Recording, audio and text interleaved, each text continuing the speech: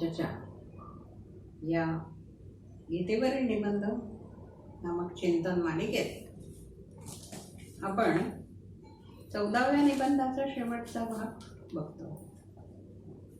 दिव्य कर्माचं तत्व हे या निबंधाचं शीर्षक आहे. आणि याच्या मागच्या भागामध्ये आपण बघितलं होतं की ही जी काय सगळी कर्म मनुष्याच्या हातून होत असतात ती कनिष्ठ प्रतीची असतात, काही मध्यम प्रतीची असतात आणि श्रेष्ठ प्रतीची असतात. जी श्रेष्ठ कर्म असतात ती दिव्य कर्म असतात आणि ती कर्मच आपल्याला दिव्यत्वाकडे, आपल्या स्वतःच्या आध्यात्मिक उन्नतीकडे आणि श्री अरविंदाच्या भाषेत म्हणायचं तर अतिमानसाकडे जाणारी असतात. आपलं म्हणजे सर्वसामान्य माणसाचं दिव्य मानवामध्ये रूपांतरण करण्याचं सामर्थ्य या दिव्य कर्मांमध्ये असतं. आणि म्हणून ही दिव्य कर्म कोणती आहेत, म्हणजे कशी असतात, ते 1 2 3 4 अष्टे मोजता नाही येणार आपल्याला. हे कर्म दिव्य, हे नाही, ते नाही, असं नाही आहे. प्रत्येकच कर्म हे कर्म असतं. ते अपरा ठरवायचं की परा ठरवायचं हे आपल्या मनोवृत्तीवर, त्याच्या मागे असलेल्या गोष्टींवर अवलंबून असतं आणि त्यानुसार ते ठरत असतं. कोणाच्या तंत्राने आपण ते कर्म करतो ह्याच्यावर अवलंबून असतं. प्रकृतीच्या तंत्राने आपली ही सगळी कर्म चाललेली असतात. आपण म्हणतो आम्ही स्वतंत्र आहोत, आम्ही स्वतंत्र आहोत असं आपण म्हणतो. आमच्या देशात आम्ही स्वतंत्र आहोत कारण आमचा देशच स्वतंत्र आहोत. पण आपण खरंच स्वतंत्र आहोत का? आपण स्वतःच्या तंत्राने ह्या देशात वावरतो का? कोणीतरी जो स्वतंत्र देश म्हणतो त्या देशामध्ये तो जो मनुष्य त्या देशात वावरत असतो, आचार करत असतो, तो कुठलेतरी नियम पाळत असतो ना. स्वतःच्या तंत्राने वागत नसतो, त्याला नियम पाळायचे असतात. फक्त ते स्वकीयांचे पाळले की आपण स्वतंत्र आणि परकीयांचे पाळले की आपण परतंत्र.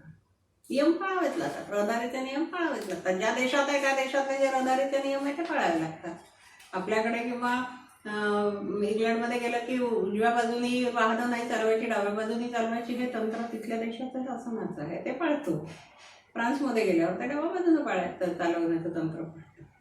ते आपण स्वतंत्र नाही आहे. रस्त्याच्या मधून मी माझं स्वातंत्र्य आहे, मला मी रस्त्याच्या मधून गाडी चालवीन असं नाही म्हणू शकत आपण, कारण तो स्वतंत्र ते नाही, कारण कोणीच नाही.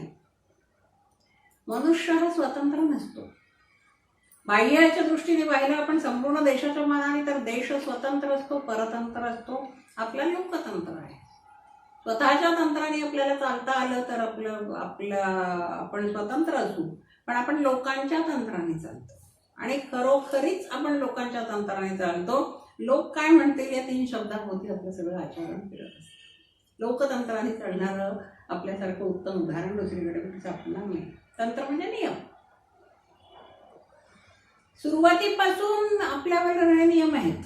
आपण कधीच मुक्त नाही आहे, मुक्तात्मा कधीच नाही. आपण लहान होतो तेव्हा आई वडिलांचे नियम पाळत होतो, ते जे सांगतील त्याप्रमाणे. शाळेत गेल्यावर शाळेचे नियम पाळायला लागलो. बाहेर सगळ्या मित्रमंडळींमध्ये आणखी ओळखीच्या लोकांमध्ये मिसळायला लागलो, एखाद्याच्या सभेत जायला लागलो, त्या सभेतले नियम पाळायला लागलो. विवाह झाल्यावर विवाहाचे नियम पाळायला लागलो. ज्या वस्तीमध्ये राहतो, ज्या सोसायटीत राहतो त्या सोसायटीचे नियम पाळायला लागलो. ज्या समाजात राहतो त्या समाजाचे नियम आपण पाळतो. ज्या राष्ट्रात राहतो, महाराष्ट्रात आहे, आणखीन बिहारमध्ये आहे, बंगालमध्ये आहे, तर त्या राष्ट्राचे जे स्वतंत्र वेगळे वेगळे नियम असतील ते नियम पाळायला लागतात. ज्या देशात राहतो त्या देशाचे नियम आपण पाळतो आणि या सर्वात शेवटी या विश्वाचे नियम आपण पाळतो. कुठे स्वतंत्र आहे? काही आहेत ना वैश्विक नियम ठरवलेले, आंतरराष्ट्रीय भाषा इंग्रजी असावी, हे वैश्विक नियम आहे. आकडे सगळे रोमन लिपीतच आहे. जे काय असत असतील ते सगळे हे विश्वाचे नियम पाळतो आपण. आणि आहेच मोठ्या संस्था आहेत की ज्या संस्था हे नियम तयार करतात आणि त्या नियमाप्रमाणे ते आपण स्वतंत्र नाही, कोणीच स्वतंत्र नाही. आणि ही स्वतंत्रता कुठली विचार करायचा आपण? हे जे मी बोलते हे सगळं आपल्या शरीराशी संबंधित आहे. चालायचं कसं, वागायचं कसं, बोलायचं कसं, नोकरी किती करायची, टॅक्स किती भरायचा, इतक्या वर्षी रिटायर्ड व्हायचं वगैरे, हे सगळे आपल्या भौतिक गोष्टींसाठी असलेले नियम आहे. याशिवाय आपल्या स्वतःच्या नियमांच्या पलीकडे आपण निसर्गाच्या नियमाने बद्ध आहोत.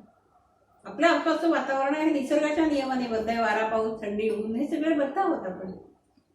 कडाक्याच्या थंडीमध्ये अमुक अमुक ठिकाणच्या शाळा बंद असाव्या, तिथे बाहेर लोक पडू शकत नाहीत. त्यामुळे आपल्या इकडे नागपूरला उन्हाळा कडक आहे म्हणून मेमध्ये सुट्ट्या असतात उन्हाळ्याची. आणखी जिकडे कमी असेल तिकडे मेमध्ये नसणार. उलट उत्तराखंडात गेल्यानंतर एप्रिलमध्ये तर शाळा सुरू होतात थंडीच्या सुट्ट्या संपून. हे निसर्गाचे नियम पाळले गेलेले आहेत, पावसाचे नियम पाळले गेले आहेत. ती बद्धता आहे. आणि हे असूनही आपण जेव्हा स्वतंत्र असू तेव्हा ते आपलं स्वातंत्र्य आहे. आणि तेव्हा ते आपल्याला ते जाचक वाटणार नाही वाटत ना. आपण इतके सहजीच हे सगळे नियम पाळत असतो, रांगेत उभं राहत असतो, बसमध्ये आपल्यापेक्षा वडीलधाऱ्यांना बसायला जागा, हे सगळे नियम हे सगळे आपण पाळतो, ते आपलं जाच होतो आपल्याला. नियम हे जाचक केव्हा असतात? जेव्हा ते मनाविरुद्ध असतात. इच्छा नसताना एखादे नियम जेव्हा आपल्याला पाळावा लागतो तो कितीही चांगला असला तरी आपल्या मनाविरुद्ध हे आपल्याला जाचक आहे. अगदी सुरुवातीला तू गाडीचं सीटबेल्ट लावणं हा आपल्याकडे नियम आला तेव्हा नंतर पटला, कारण आपल्याला हे कुठं बांधून घ्यायचं आम्ही, असं होतं. इतर देशांमध्ये तो कधीच होता, मोठ्या शहरांमध्ये होता, मग नंतर सगळ्या शहरांमध्ये, आता सगळीकडे पसरला. आता नाही वाटत जातं. आता बसल्याबरोबर पहिल्यांदा सीटबेल्ट लावतो, मग गाडीचं इंजिन सुरू करतो. या सगळ्या गोष्टी सवयीच्या सरावाच्या गोष्टी आहेत, ते जाचक वाटत नाही. एक छोटासा किस्सा सांगते. एक एका शाळेमध्ये मुख्याध्यापकांकडे एकाच वेळेला एकाच विद्यार्थ्याचे पालक आणि त्याच विद्यार्थ्याचे शिक्षक मुख्याध्यापकांच्या खोलीत आले. पालक आपल्या मुलाला घेऊन आले होते आणि शिक्षक त्याच मुलाबद्दल तक्रार करायला आले होते. मुख्याध्यापकांनी विचारलं की काय तुम्हाला काय म्हणायचं. तर त्यांचं म्हणणं असं, पालकांचं म्हणणं असं की मुलगा काही अभ्यास नाही करतो, सतत नुसता खेळत असतो, अजिबात अभ्यास करत नाही. शिक्षकांना विचारलं, ते पीटीचे शिक्षक होते, त्यांनी सांगितलं की मी या मुलाबद्दल ही तक्रार घेऊन आलोय की हा मुलगा अजिबात खेळायच्या तासाला लक्ष देऊन खेळत नाही, बसून. अरे एकच गोष्ट, दोन विरोधी कशा झाल्या की हा खेळतच राहतो हे आईवडिलांचं म्हणणं आणि हा खेळतच नाही हे शिक्षकांचं म्हणणं. असं का? कारण की तो खेळायचा तास होता ना, त्याच्यावर ते लादलं गेलं होतं. त्यावेळेला यावेळेला हे असं इतकं खेळलं पाहिजे, इतकं धावलं पाहिजे, हे त्याच्या मनासारखं नव्हतं, म्हणून त्याला तो तास जाचक वाटत होता. गाणं आवडतं, गाणं म्हणायला हे करायला आवडतं, पण तो जेव्हा रियाज करायला बसायचं असतं आणि एकच गोष्ट अनेक वेळा घोळवायची असते तेव्हा त्या रियाजाचं पुष्कळ येतं. कारण की मुक्तपणे हवं असतं, मुक्त हवं असतं. चित्र काढायला आवडतात, चित्रकलेचा तास नाही आवडत, कारण की त्याच्यात चौकटीत बांधलं जातं ते सगळं. हे असं जे आहे हे सगळ्या ह्याचं कारण असं आहे की ही बद्धता जी आहे ती प्रत्येकामध्ये आहे. आणि सर्वश्रेष्ठ जो पुरुष असतो तो पुरुष या सगळ्यातून, सगळ्या अर्थाने, सगळ्यामधून मुक्त असतो. या कुठल्याच गोष्टीची बद्धता किंवा कुठल्याच गोष्टीचं कमी अधिक उणेपण की हे नको आहे, हे हवं आहे, हे अमुक आहे, काहीच त्याच्यासाठी ह्या गोष्टीचा काही संबंध नसतो. कसा असतो तो? आपण ही बद्धता कशी असते की सुरुवातीला जोपर्यंत आपल्याला त्या गोष्टीची सवय सराव नसतो तोवर ती बद्धता वाटते, जाचक वाटते, त्याचा त्रास वाटतो, त्याच्याकडे लक्ष द्यायला लागतं. जेव्हा एखादी नवीन गोष्ट आपण शिकतो तेव्हा ते खूप अवधान द्यावं लागतं त्याच्याकडे. मग आपण सहज लिहिल्याने करायला. सायकल शिकतो तेव्हा ते बापरे ते कसं सांभाळायचं, हँडल कसं मारायचं, समोर कसं बघायचं, तेच स्कूटरच्या बाबतीमध्ये होतं. आणि मग एकदा शिकायला लागलं की आपल्याला असं वाटलं लागतं की अरे वा हे फारच छान आहे, याला एकदा यायला लागलं की आपल्यासाठी ते अगदी सहज होऊन जातं. तशासारखं हे बद्धता आणि सहजता अशी असते. याच्यासाठी श्री अरविंदांनी खूप छान आपल्यासमोर मांडलेलं आहे. त्यांचं म्हणणं काय आहे की जो श्रेष्ठ पुरुष असतो,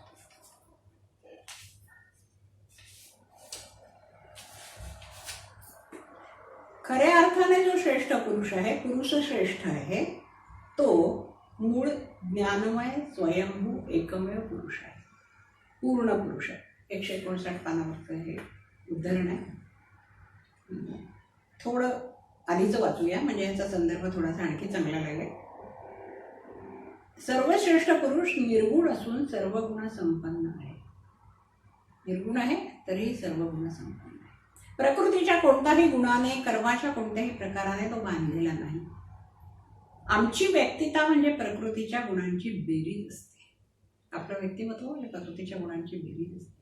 मानसिक, नैतिक, भावनिक, प्राणिक, शारीरिक अस्तित्वाच्या वैशिष्ट्य गुणी व्यापारांची बेरीज असते. तशी बेरीज पुरुषोत्तम असत नाही. तो सर्व गुणांचा, सर्व प्रकारांचा, व्यापारांचा मूळ साठा असतो. त्याच्या इच्छेला येईल तो गुण, तो व्यापार, इच्छेला येईल त्या मार्गाने, इच्छेला येईल त्या प्रमाणात तो प्रकट करतो. तो अनंत अस्तित्व आहे. हे गुण आणि व्यापार त्या अनंत अस्तित्वाची विविध रूप आहेत.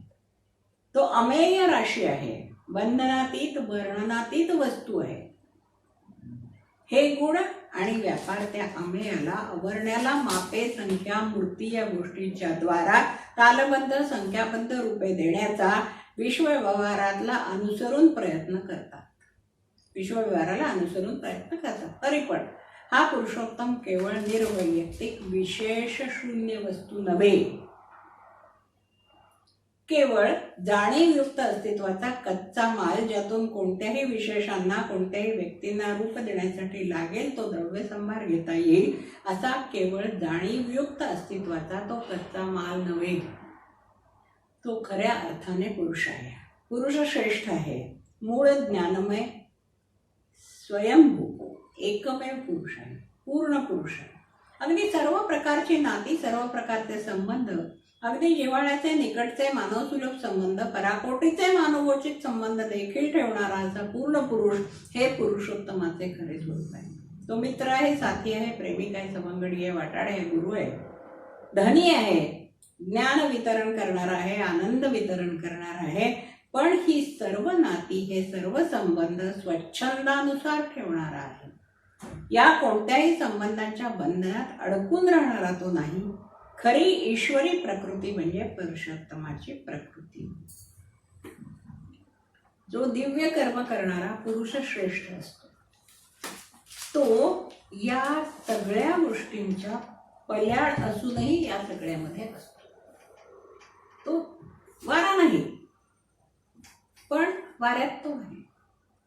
आपण असं लाट आहे, समुद्रात पाण्यावर येणारी लाट आहे, तिला लाट म्हणतो आपण. तिला पाणी नाही मिळत, पण आहे पाणीच ना.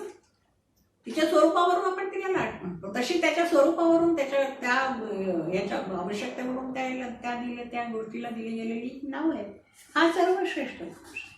ह्या असा तो खऱ्या अर्थानं सर्वश्रेष्ठ पुरुष असल्यामुळे त्याच्यामध्ये दोन गोष्टी आहेत महत्वाच्या, की तो कर्म पण करतो, कर्म करताना अत्यंत उत्साही असतो, आणि ज्या वेळेला तो विरक्त होतो तेव्हा त्याच्यातनं पूर्णपणे बाहेर निघून गेलेला.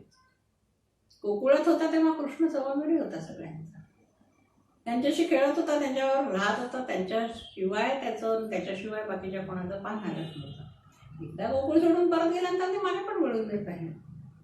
निघाला तो निघाला, संपलं तिथून त्याचं वास्तव्य, आणि ते संबंध पण संपले.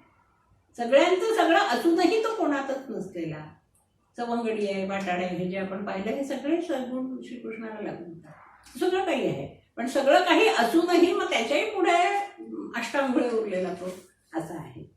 त्या अशा तऱ्हेचा जो असतो, ती जी दोन व्यक्तिमत्व म्हणून म्हणाले, ती सर्वसामान्य माणसाची दोन व्यक्तिमत्व असतात. तिथे अशी अरविंदांना कर्मवीर म्हटलेलं आहे.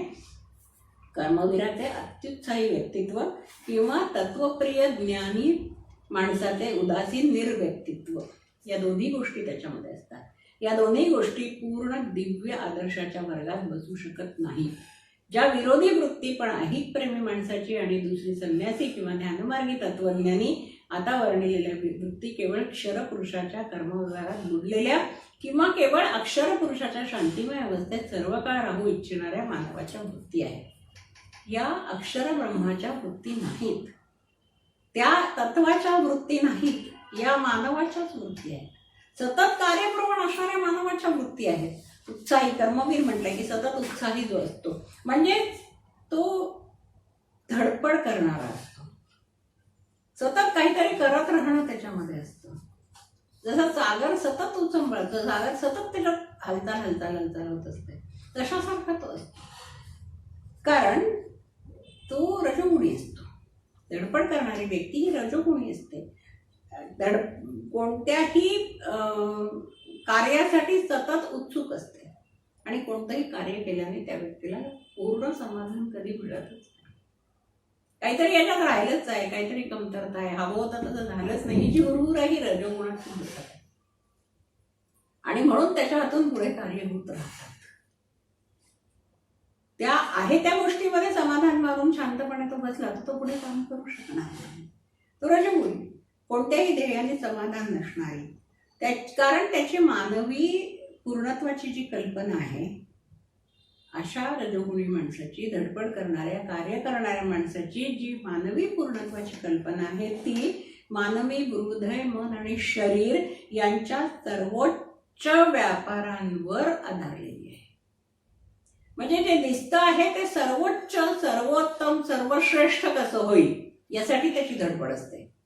हे मानवी शरीर, मनुष्याचं शरीर सर्वश्रेष्ठ कसं होईल, म्हणजे त्याच्यातल्या जास्तीत जास्त क्षमता त्याच्यामध्ये कशा येतील, त्याचं मन, मानवी मन आणि त्याचं हृदय, भावनांनी भरलेलं हृदय हे श्रेष्ठ कसं होईल असं त्याला वाटत असतं. आणि म्हणून त्याचा धर्म हा त्याच्या प्रकृतीनुसार धर्म असतो. त्यापुढे प्रकृतीनुसार धर्म असतो म्हणजे काय, हे आपण मागच्या वेळेला बघितलं की त्याची प्रकृती वेगळी आहे. म्हणजे काय की त्याची शरीर प्रकृती वेगळी आहे तर त्याचा बांधाचळ वगैरे वेगळी आहे. म्हणजे त्याला त्याच्या प्रकृतीनुसार धर्म असणं म्हणजे त्याच्या शरीराला हे झेपेल का, त्याला पेलवेल का, हा भाग असतो. की एखाद्याची शरीर प्रकृती जर दुर्बल असेल तर एक उंच डोंगर चढून जाणं त्याला नाही पेलू शकत, त्याला झेपू नाही शकत. त्यामुळे शरीराला झेपलं पाहिजे. प्रकृती अशी असते की ती त्याच्या शरीराला झेपणारी गोष्ट तो करतो, ही त्याची प्रकृती असते. मनाला पेललं पाहिजे आणि हृदयाला सोचलं पाहिजे. शरीराला झेपलं पाहिजे, मनाला पेललं पाहिजे आणि हृदयाला सोचलं पाहिजे, असं कार्य त्याच्या दृष्टीने श्रेष्ठ कार्य. शरीराची प्रकृती श्रम करण्याची असली तर त्याला ते सगळं झेपेल. किती उंच पाढा चढायचं असो, काही करायचं असो, काही असो. आपले बाबासाहेब पुरंदरे 60व्या वर्षी 60 किलोमीटर चालले. 60वा वाढदिवस त्यांनी 60 किलोमीटर चालून साजरा केला. किती त्यांच्या शरीर प्रकृतीला झेपलं ते. त्याच्या मागे आणखी एक कारण असतं, मनाची शक्ती, ज्याला आपण इच्छाशक्ती, विल पॉवर म्हणतो. की एखादी गोष्ट ठरवली ती करायची, ही जी मनाची शक्ती असते, ती इच्छाशक्ती असते, ती शरीराला कार्य प्रवण करते की मी हे करणारच आहे आणि मला करायचंच आहे. मग करायचं ठरवल्यानंतर त्या दृष्टीने मग दुसऱ्या कशाचाही विचार जर करायचा नसेल तर त्या मनाला ते पेलवतं आणि मग तो दिव्य कर्म करू शकतो, मोठमोठी कर्म करू शकतो. मग ती इच्छाशक्तीच त्याच्याकडनं ते कर्म करून घेते. आणि हृदयाला म्हणजे त्याच्या प्राणाला, प्राणशक्तीला त्या एखाद्या गोष्टीचा वेळ लागला पाहिजे, त्याच्या सगळ्या भावना तिथे गेल्या पाहिजे, त्याला झपाटून टाकलं गेलं पाहिजे, त्या लाटेमध्ये त्याला वाहून नेलं गेलं पाहिजे. आपल्या स्वातंत्र्यासाठी लढणाऱ्या ज्या सगळ्या क्रांतिकारक लोकांचा विचार केला तर सगळेजण असे वाहून गेलेले आहेत. वेळ लागल्याशिवाय इतिहास घडत नाही म्हणतात तसं, की त्यांना वेळ लागतं, त्यांच्या हृदयातून ते झपाटून जातात. मग त्या हृदयातून, अंतःकरणातून ते झपाटून गेले की त्या हृदयाची शक्ती वाढते. ती हृदयाची शक्ती वाढली की आपोआप इच्छाशक्ती वाढते आणि इच्छाशक्ती वाढली की ते शरीर पेलवायला लागतं. शरीराची शक्ती वाढते, शरीराची क्षमता वाढते. सोपं नव्हतं अंधारा कोठडीमध्ये राहणं, एखाद्या छोट्याशा एवढ्याशा खोलीमध्ये राहणं. सोपं नव्हतं ते भाण्याचा बैल बनून तो एवढा मोठा तेलाचा गाणा ओढणं आणि ठाणेतलंय तेवढं तेल काढलंच पाहिजे, ते सोपं नव्हतं. हे सोपं नव्हतं छातीवर बंदुका झेलणं, सोपं नव्हतं घरादारावर तुळशीपत्र ठेवून स्वातंत्र्य संग्रामामध्ये गुढी, सोपं नव्हतं हे सगळं. पण हे केलं. स्वातंत्र्यप्राप्तीची लाट जी आहे त्याच्यामध्ये लोक सावरकरांसारखे लोक वाहून गेले. लहान वयामध्ये 11व्या 12व्या 10व्या 12व्या वर्षी या लाटेबरोबर वाहून जाणारे सावरकरांनी गोदी दांडले. 11व्या वर्षी घर सोडलं होतं त्यांनी, स्वातंत्र्य मिळवूनच शाळेत पाऊल टाकीन असा निश्चय करून. सुंदर आहे ते. ही लाट आहे, ती वाहून नेणारी लाट आहे ही. तरी पण हे भौतिक आहे, म्हणजे ही सगळे जे आहे सगळं भौतिक आहे. अपरा कर्म आहे ती सगळी. कारण हे स्वातंत्र्य ही भौतिक गोष्ट आहे, येणार जाणार, टिकून राहणारी, शाश्वत अशी नाहीच आहे. त्याच्यामुळे ही अपरा झाली. पण व्यक्तिगत पूर्णता आल्यानंतर, आपल्याला स्वतःला व्यक्तिगत पूर्णता आल्यानंतर, ती लाट आपल्यापर्यंत पोहोचल्यानंतर मग त्याचा सगळ्या जगासाठी, त्याच्या कल्याणासाठी त्याचा उपयोग करणारे विवेकानंद, गौतम बुद्ध यांच्यासारखे सुद्धा या लाटेतच वाहून गेलेले आहेत. व्यक्तिगत पूर्णता आली. शंकराचार्य 8व्या वर्षी घर सोडून निघून गेले संन्यास घेऊन. कशासाठी? जगाच्या कल्याणासाठी. विवेकानंदांना तेच वाटलं. लग्नाच्या मंडपातून पळून जाणारे रामदास स्वामी सुद्धा चिंता करतो विश्वाची म्हणूनच पळून गेले. गौतम बुद्ध अर्धवट संसार सोडून निघून गेला ते सुख शोधण्यासाठी. तर एकट्यासाठी नको होतं ना ते सुख, ते सगळं जगासाठी सुख हवं होतं. सगळ्या जगासाठी म्हणण्यापेक्षा मानवासाठी, मानव प्राण्यात, मानवच नव्हे तर सर्व प्राणी जातीसाठी, सर्व सजीव सृष्टीसाठी सुख हवं होतं. आणि हे शोधण्यासाठी जेव्हा मनुष्य बाहेर पडलेला आहे तेव्हा हे पराप्रकृतीचं दिव्य कर्म झालं. पराप्रकृतीकडनं पराप्रकृतीकडे जाण्याचा जो जिना वर चढत चढत जातो त्याच्या पायऱ्या आहेत. हे दिव्य कर्म झाले, ते मार्गदर्शन आहे. आणि हे सगळे लोक धडपड करणारे लोक होते. सगळे लोक धडपड करणारे, सगळे रजोगुणी आणि सगळेजण कर्म करणारे, कर्मवीर, उत्साही, उत्साह ज्यांच्यामध्ये ठासून भरलेला आहे ते. उठा, जागे व्हा असं आव्हान देणारे, तुम मुझे खून दो मैं तुम्हें आझादी दूंगा म्हणणारे, हे सगळे कर्मवीर होते. हे धडपडणारे होते, झटपट झटणारे होते, हे रजोगुणी होते, शस्त्र उचलू शकतात. श्री अरविंदांनी सुद्धा हेच केलं. काही काळ स्वातंत्र्य लढ्यामध्ये इतकं सक्रिय भाग घेतलेला आहे आणि इतक्या त्यांनी कार्य केलेलं आहे. आपण ते सुरुवातीला श्री अरविंदांच्या चरित्राचा काही थोडासा भाग बघितला तेव्हा बघितलं आणि आपल्याला सगळ्यांना माहिती आहे किंवा पुन्हा आपल्याला बघता येईल हे सगळं तेव्हा तरी. हे दिव्य कर्माचं द्विमुखी रूप आहे. 2 मुख आहेत त्याला. एक हा धडपडणारा वर्ग आणि दुसरा फक्त ध्यानपरायण शांतिप्रिय वृत्ती असणारा. यातून कर्मशुद्धतेची चूक संभवू शकते असं श्रीकृष्ण. तो शांतिप्रिय आहे, ध्यानपरायण आहे आणि ज्याला हे सगळं असार वाटतं आहे त्याच्याकडून कर्मशून्यतेची चूक होऊ शकते. कर्म शून्यावर येतं. कारण त्याची धारणा असते की कर्म हे बंधनात टाकणारं आहे आणि हे बंधनात टाकणारं असल्यामुळे कर्म, कोणतीही कर्म केली तरी ती बंधनात टाकते, त्यामुळे संसारात राहण्यात काही अर्थ नाही, इथून दूर करा. श्रीकृष्णाने असं म्हटलेलं नाही, कर्मशून्यता म्हटलेली नाही. कर्म हे केलंच पाहिजे पण ते दिव्यत्वाकडे नेणारं कर्म केलं पाहिजे, हे श्रीकृष्णाचं म्हणणं. गीता हे सांगते की दिव्य रजोगुणी मानवाच्या दृष्टीने दिव्य कर्म कोणतं आहे की जे प्रकृतीला धरून आहे, त्याच्या स्वभावानुसार आहे, त्याच्या स्वधर्मानुसार आहे, ते दिव्य कर्म आहे. आणि म्हणूनच अर्जुनाला कुठेतरी वाटतं की हे सगळे जे समोर आहे त्यांना मारणं ही प्रकृती नाही माझी, हा स्वभाव नाही माझा, हा माझा धर्म नाही, धरून नाही आहे सगळं. हे कसं शास्त्राला धरून असेल आहे, हे बरोबर नाही आहे, हे युद्धच शास्त्राला धरून नाही आहे. कारण सगळ्यांना समभावाने पाहायचं असेल तर सगळ्यांचं समानच आहे, तर मी काय दुर्योधन काय, दोघंही समान आहे. त्यांनी राज्य केलं काय, मी राज्य, काय फरक पडतोय? हा संहार कशाला करायला, कशाला आहे सगळ्यांना? मूळ सगळा प्रश्न इथेच त्याचा येतोय की तो या द्विधा मनस्थितीत सापडलेला आहे. या द्विधा मनस्थितीमध्ये नक्की काय आहे, खरं काय, खोटं काय, पाप काय, पुण्य काय, मार्ग कोणता, हे शोधण्यासाठी हे सगळा हा जो गीता प्रपंच एवढा एवढं मोठं हा ग्रंथ आहे, 1000 पानाचा लिहिलेला, तो सगळा त्याच्यासाठीच आहे की नेमकं काय शोधायसाठीची धडपड आहे. सगळी धडपड याची आहे. हा धडपडणारा, कार्यमग्न असणारा जीव, रजोगुणी मानव, हा या ज्या प्रकृतीचा आहे त्याच्या अगदी उलट प्रकृतीचा, विरुद्ध प्रकृतीचा मनुष्य शांतप्रिय, ध्यानमार्गी आणि संन्यासी आहे. शांतिप्रिय, ध्यानमार्गी, संन्यासी आहे. या सगळ्यापासून दूर निघून जाणार आहे. त्याला शांतता हवी, त्याला हे सगळं नकोच आहे. त्याच्यामुळे 2 भाग जर आपण केले की रजोगुणी माणसाचे स्वभाव, त्याची प्रकृती आणि त्याची विचारसरणी, आणि संन्यासी माणसाचा स्वभाव, त्याची प्रकृती आणि त्याची विचारसरणी, याचे जर आपण 2 भाग केले तर आपल्याला लक्षात येतं की रजोगुणी जो मनुष्य आहे तेच तो सांसारिक कर्मामध्येच पूर्णत्व शोधतो.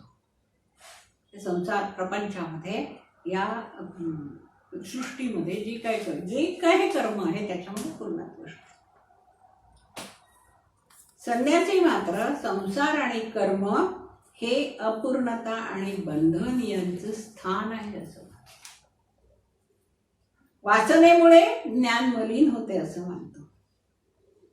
रजोगुणी माणूस म्हणतो की संसार ही ईश्वराचीच अभिव्यक्ती आहे, ही जी सृष्टीची निर्मिती ही त्याचीच आहे, त्याच्यामुळे आम्ही ह्यालाच ईश्वर मानणार. हे जे आम्हाला दिसत आहे दृष्टीला प्रकृतीची आहे त्याला आम्ही ईश्वर मानणार. आणि यांनी ज्याने अभिव्यक्ती म्हटलेलं आहे, रजोगुणी माणसाचं म्हणणं आहे की ही जी सृष्टी आहे, हे जे ब्रह्मांड आहे, ही ईश्वराची अभिव्यक्ती आहे. आणि याच्या उलट म्हणतात आहे की ईश्वराची अभिव्यक्ती नाही, ही विलुप्ती आहे असं संन्यासी ध्यानमार्गी लोकांचं म्हणणं आहे. की विलुप्ती का आहे की या सगळ्या सृष्टीच्या पाठीमागे तो ईश्वर दडून गेलाय ना, दिसत नाही, झाकला गेलाय त्याच्यामध्ये. केवळ वासनेतून मुक्त होणं हे यांनी होणार नाहीये. कर्मातूनही मुक्त व्हायला पाहिजे, कर्म टाकायला पाहिजे, तेव्हा अक्षर ब्रह्मात विलीन होता येतं. हे यज्ञाशी माणसाचं हे तत्वज्ञान आहे. गीता काय म्हणते, श्री अरविंदांनी त्याच्यावर इतकं छान म्हटलेलं आहे ते, धडपडीच्या रजोगुणी माणसाच्या विचारसरणी, धडपडीच्या रजोगुणी माणसाची विचारसरणी आपण पाहिली की हे सर्व जग आहे, ही अभिव्यक्ती आहे आणि या अभिव्यक्तीमधूनच कर्म करायचं आहे आणि त्याच्यातच श्रेष्ठ मिळवायचं.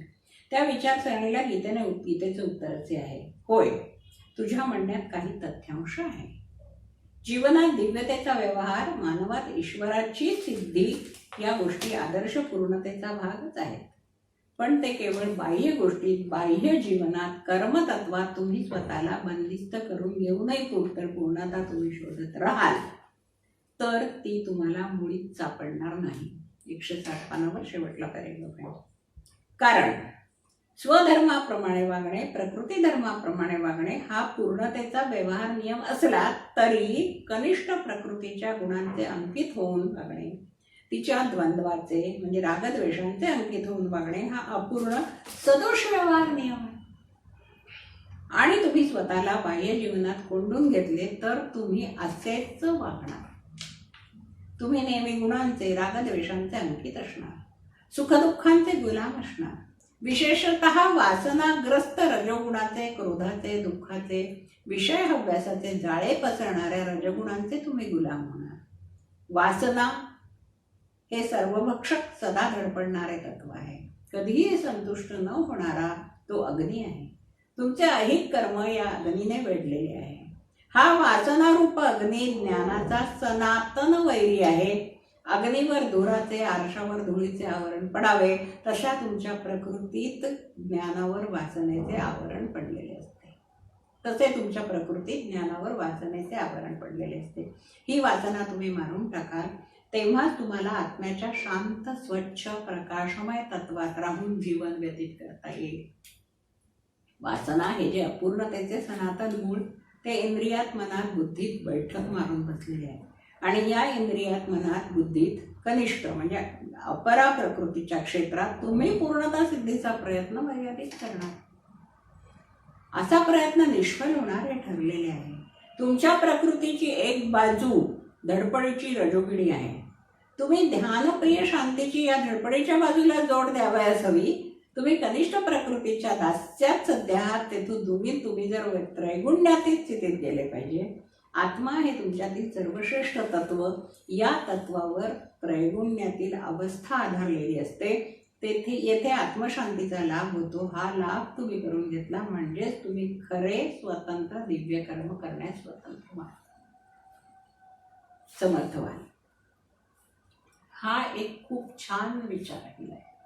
ठीक आहे, प्रकृतीच्या ह्याच्यामध्ये कर्म करत राहायचंय, पण ते करत असताना त्याला ही पण जोड असायला. नुसता एकांगी विचार करून चालणार नाही, नुसत्या प्रकृतीचा विचार करून चालणार. या उलट ज्यावेळी संन्यासी व्यक्तीचे विचार आपण पाहिले, त्यांचं ते तत्वज्ञान पाहिलं की संसार हे अपूर्णतेचं, बंधनाचं कारण आहे आणि नुसत्या वासना नाही तर हे कर्मच टाकून दिलं पाहिजे आणि अक्षर ब्रह्मात विलीन झालं पाहिजे. हे जे ते म्हणतात आहे त्या म्हणण्याच्या बाबतीमध्ये सुद्धा गीतेने त्याच्यावरच म्हटलेलं आहे की ते अधिकच विचारात घ्यायला पाहिजे. कारण हे जे गोष्ट मानली जाते, हे जे म्हटलं जात आहे की कर्म टाकावं आणि अक्षर ब्रह्मामध्ये विलीन व्हावं, अक्षर ब्रह्माला जे ते सत्य मानतात आहे तो शेवट नाही ना. अक्षर ब्रह्म अक्षर ब्रह्मापेक्षा श्रेष्ठ आहे नक्कीच, पण ते अंतिम नाही. आणि त्याला अंतिम सत्य मानून जर वागायचं ठरवलं तर तुम्हाला अंतिम सत्यापर्यंत पोहोचण्याचे मार्ग तुमचे बंद होतात. श्री अरविंदांनी इतकं सुंदर इथं वाक्य वापरलेलं आहे, प्रबळपण एकांगी सत्य पूर्ण सत्य म्हणून प्रचारले गेले म्हणजे त्याने प्रकाश जसा प्रखर भासतो तसा त्याने प्रबळ गोंधळ पण माजतो. कारण त्यातील सत्य अंशाची बलिष्ठता त्यातील चुकीच्या असत्य अंशाची शक्ती बलसंपत्ती वाढवते. प्रखर प्रकाशाचं उदाहरण दिले. खूप प्रखर प्रकाश असला, कृत्रिम प्रकाश असला की मूळ रंग दिसत नाही. आपण जेव्हा मोठमोठ्या दुकानांमध्ये जातो, झगझगीत सगळीकडे प्रकाश असतो आतमध्ये, दिवसा उजेडी गेलेलो असतो आपण, तरी झगझगीत आतमध्ये प्रकाश असतो. आणि त्या प्रकाशामध्ये जेव्हा आपण वस्तू घ्यायला जातो, कपडा घ्यायला जातो, त्यावेळी त्या कपड्याचा खरा रंग काय हे पाहायला आपण दुकानाच्या बाहेर येतो आणि सूर्यप्रकाशामध्ये बघतो त्याचा मूळ रंग काय. कारण की त्या प्रकाशामध्ये प्रकाशाच्यामुळे तो रंग बदललेला असतो. बालकवी वैराग्याने सुंदर म्हटलंय, उस बिजली पर खूप सोच लो, उस बिजली पर खूप सोच लो जिसने रंग बिगाड़े. तो प्रकाश काय कामाचा की तो मूळ रंगच बिघडवून टाकेल. ज्या लोकांना असं वाटतंय की आम्ही सांगतो आहे तो मार्ग पूर्ण सत्याचा मार्ग आहे आणि तेच केवळ पूर्ण सत्य आहे, असं तर त्यांना त्यांच्यामुळे आणखी गोंधळ माजतोय. कारण की एकदा आम्हाला पूर्ण सत्य गवसलंय म्हटल्यावर पुढे चालायची गरजच पडणार नाही. जो धडपड करणारा मनुष्य आहे तो त्यावेळेला त्याच्या लक्षात येईल की नाही हे अज्ञान होतं आपलं, हे जग जे आहे पूर्ण सत्य नाहीये, याच्या अक्षर ब्रह्माच्या पलीकडे जाऊन अक्षर ब्रह्म काहीतरी आहे. तेव्हा तो कमीत कमी तो त्या अज्ञानातून बाहेर निघायचा प्रयत्न करेल. जो स्वतः असं समजतो की मी अंधारात आहे, तो त्याच्यातनं बाहेर निघायचा, अंधारातनं बाहेर निघायचा प्रयत्न करतो. त्याला कुठेतरी बाहेर निघण्याकरता मार्ग असतो, त्याला कुठेतरी बाहेर निघण्यासाठी वेळ लागेल, कदाचित वेळ लागेल, पण तो त्यातनं बाहेर तर निघू शकतो. पण तो हे समजतो की मला पूर्ण गोष्ट समजलेली आहे, त्याच्या प्रगतीचा मार्गच संपलेला आहे. ही एक पूर्ण गोष्ट ज्याला समजलेली आहे असं त्यांनी म्हटलं तर त्याला प्रगतीचा त्याचा मार्ग संपला. 100 पैकी 100 मार्क मिळवले किंवा आता पुढे काही करायची गरजच उरली नाहीये, कारण काही कमतरताच नाहीये. 2 मार्क जरी कमी असेल तरी तो 2 मार्क मिळवण्यासाठी मनुष्य धडपड करतो. कारण ही अपूर्णता त्याला माहीत असते आणि ती अपूर्णता दूर करण्यासाठी तो प्रयत्न करत असतो. पण जेव्हा एखादा म्हणे की मी पूर्णच आहे तर मग दूर कसं होईल. म्हणून त्याचा समन्वय साधताना गीतेमध्ये श्रीकृष्ण म्हणतात आहे की ईश्वर शांतीत आहे तसा तो कर्मात पण आहे. प्रकृतीचा कसलाही परिणाम स्वतःवर न होऊ देणाऱ्या भावना शून्य आत्म्याची प्रगाढ शांती आणि प्रकृतीत वावरणाऱ्या महान विश्वयज्ञ म्हणजे पुरुष यज्ञ चालावा यासाठी प्रकृतीत वावरणाऱ्या, प्रकृतीला आत्मदान करणाऱ्या आत्म्याची जोरदार कर्मवृत्ती या 2 वस्तू अन्योन्य विरोधी सत्य आहेत अशी गोष्ट नाही. या 2 गोष्टी विरोधी नाहीत. यापैकी एक वस्तू सत्य आणि दुसरी असत्य असून या दोघांचे कायमचे युद्ध आहे अशी गोष्ट नाहीये. यातील एक वस्तू श्रेष्ठ आणि दुसरी कनिष्ठ असून दोन्ही एकमेकींना मारक आहे अशी पण गोष्ट नाही. ईश्वराच्या अभिव्यक्तीची ही 2 अन्योन्य पूरक अंगे आहेत अशी वस्तुस्थिती आहे. अक्षर पुरुष एकटाच काही या सत्याच्या परिपूर्तीची गुरुकिल्ली नव्हे, परमरहस्य म्हणजे अक्षर पुरुष नव्हे. या 2 सत्यांचा समन्वय पुरुषोत्तमाच्या ठिकाणी होतो. दोन्ही सत्यांची परिपूर्ती पुरुषोत्तमाच्या ठिकाणी होते. कृष्ण हा सर्वश्रेष्ठ पुरुष आहे, विश्वाचा स्वामी आणि अवतार असल्याने पुरुषोत्तम म्हणजे कृष्ण असे या संदर्भात आम्ही समजायचे आहे. श्री अरविंदांनी अवतार सांगितले. आता कसं दोन्ही गोष्टी सत्य आहेत आणि हे दोन्ही गोष्टी खऱ्या आहेत आपण जसं जेव्हा म्हणतो ना की नाण्याला दोन बाजू असतात ना, दोन बाजू, पण त्या दोन्ही बाजू नाण्याला आवश्यक आहे. आणि ज्या वेळेला या नाण्याच्या दोन्ही बाजू खऱ्या असतात तेव्हा ते नाणं खरं ठरतं ना. त्यातली एक बाजू खोटी, एक श्रेष्ठ, एक कनिष्ठ, एक बरोबर, एक चूक असं असेल तर ते नाणं खरं ठरणारच नाही, ते चालणारच नाही, ते व्यवहारात वापरताच नाही येणार.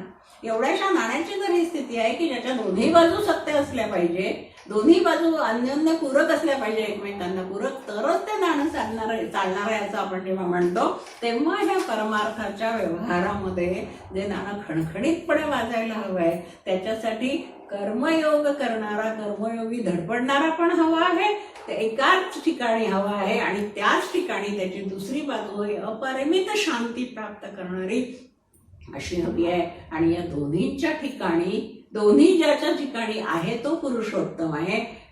आणि श्री अरविंदांनी म्हटलेलं आहे की हा पुरुषोत्तम म्हणजे स्वतः श्रीकृष्ण आहे, म्हणून त्याला आपण अवतार म्हणतोय.